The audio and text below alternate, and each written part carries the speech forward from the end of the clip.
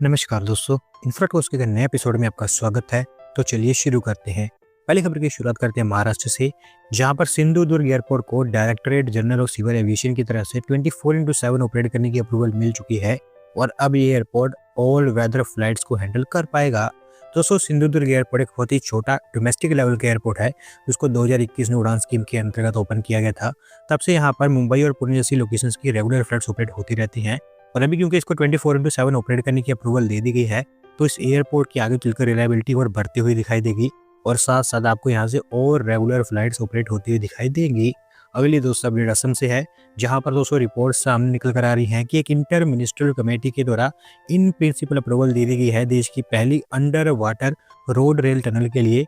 और अभी आप कह सकते हैं कि ये टनल फाइनल अप्रूवल के एक और स्टेप क्लोज पहुंच चुकी है। तो दोस्तों, अगर आपको याद होगा तो आज से कई महीने पहले हमारी road transport and highway ministry के द्वारा प्लान्स अनवेल किए गए थे रोड रेल टनल को लेकर, जहां पर उनका कहना था कि डिफिकल्ट ट्रेन्स और ऐसी लोकेशंस जहां पर इंफ्रास्ट्रक्चर क्रिएशन थोड़ा डिफिकल्ट है, उन एरियाज में इंटीग्रेटेड रोड रेल टनल्स को बनाया जाएगा ताकि एक ही बार में रोड और रेल दोनों के लिए इंफ्रास्ट्रक्चर क्रिएट कर दिया जाए।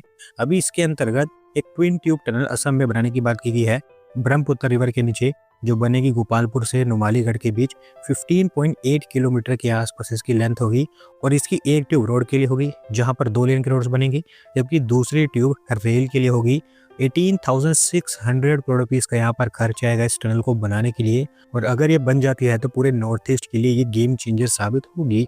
अगली दोस्त अपडेट भोगापुरम इंटरनेशनल एयरपोर्ट को लेकर है, जो ओपनिंग के काफी प्रोस पहुंचता चला जा रहा है, क्योंकि यहाँ पर पहली commercial validation flight successfully conduct कर ली गई है। दोस्तों, Bhogapuram international airport Vizianagaram district के अंदर तैयार किया जा रहा है आंध्र प्रदेश में, जो कि विशाखापट्टनम से जस्ट 50 किलोमीटर के डिस्टेंस पर लोकेटेड है और मेनली विशाखापट्टनम को सर्व करने के लिए ही एयरपोर्ट बन रहा है।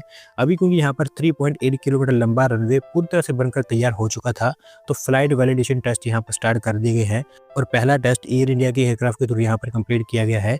मोस्टली कह सकते हैं कि अगले 5 से 6 महीने के अंदर अंदर ये एयरपोर्ट पब्लिक यूज के लिए ओपन हो जाएगा।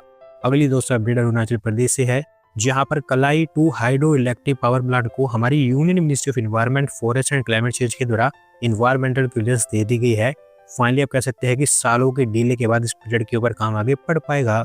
दोस्तों, ये हाइड्रो इलेक्ट्रिक पावर प्लांट एक तरह से आप कह सकते हैं कि डेड प्रोजेक्ट था। आज से 2-3 साल पहले कई सारी मीटिंग्स कंडक्ट करने के बाद इसको रिवाइव किया गया था और तब से लगातार इसके ऊपर धीरे धीरे कोई ना कोई काम होता ही रहा है। अभी से बताया गया है कि लोहित रिवर के ऊपर अरुणाचल प्रदेश के अंजा डिस्ट्रिक्ट में इसको तैयार किया जाएगा और 1200 मेगावाट की इसकी कैपेसिटी होगी, जिसमें 190 मेगावाट की 6 यूनिट्स और 60 मेगावाट की भी एक यूनिट बनकर तैयार होगी। 14,176.26 करोड़ रुपीस का खर्च आएगा इसको बनाने के लिए और एक 128.5 मीटर लंबा ग्रेविटी डैम भी यहाँ पर तैयार किया जाएगा। एक बार जब ये बन जाता है तो annually 4.85 terawatt hours of electricity इसके थ्रू जनरेट हो पाएगी। अगली दोस्त अपडेट लखनऊ से है, जहां पर यूपी कैबिनेट के द्वारा लखनऊ के अंदर नया पेडिस्ट्रियन ब्रिज अप्रूव कर दिया गया है और 54 करोड़ रुपीस खर्च करके इसको बनाया जाएगा। तो दोस्तों, ये पेडिस्ट्रियन ब्रिज गोमती रिवर के ऊपर बनेगा, गोमती रिवर फ्रंट के पास, जिसे साबरमती के अटल पेडिस्ट्रियन ब्रिज की लाइन पर तैयार किया जाएगा। काफी लंबे समय से इसकी डिजाइनिंग के ऊपर काम चल रहा था और 25 डिजाइन प्रपोजल्स देखने के बाद अभी आखिरी यहाँ पर शॉर्टलिस्ट कर लिया गया है। इस ब्रिज की मेन लेंथ 180 मीटर की होगी, जबकि अगर आप एक्सेस रैम्प्स और प्लेटफॉर्म्स की लेंथ को भी इंक्लूड कर दें तो इसकी टोटल लेंथ 380 मीटर के आसपास होने वाली है। लखनऊ का फेमस डायलॉग मुस्कुराइए आप लखनऊ में है, वही इसका थीम भी रखा गया है। लखनऊ डेवलपमेंट अथॉरिटी को रिस्पॉन्सिबिलिटी दी गई है इसको बनाने की, जिनको पहली इंस्टॉलमेंट में 18.9 करोड़ रुपीस यूपी कैबिनेट की तरफ से मिल चुके हैं। अगर सब कुछ प्लान के अकॉर्डिंग जाता है तो अगले 18 महीने के अंदर अंदर ये पेडिस्ट्रियन ब्रिज आपको खुलता हुआ दिखाई देगा। अगली दोस्तों अपडेट हमारी रेलवेज की तरफ से है, जहां पर दोस्तों रेलवेज की हाइड्रोजन ट्रेन अभी फाइनल ट्रायल्स के लिए तैयार है, क्योंकि इसको फाइनल ट्रायल्स के लिए हरियाणा के जींद जंक्शन पर पहुंचा दिया गया है। दोस्तों, इस हाइड्रोजन ट्रेन के बारे में आप जानते हैं, क्योंकि रेलवे इसको पहले अनवेल कर चुकी है। आईसीएफ चेन्नई के द्वारा इसकी मैन्युफैक्चरिंग की गई है और आईसीएफ के प्रीमाइसेस में जो थोड़ी बहुत टेस्टिंग इसकी होनी थी वो पहले ही कंप्लीट हो चुकी है।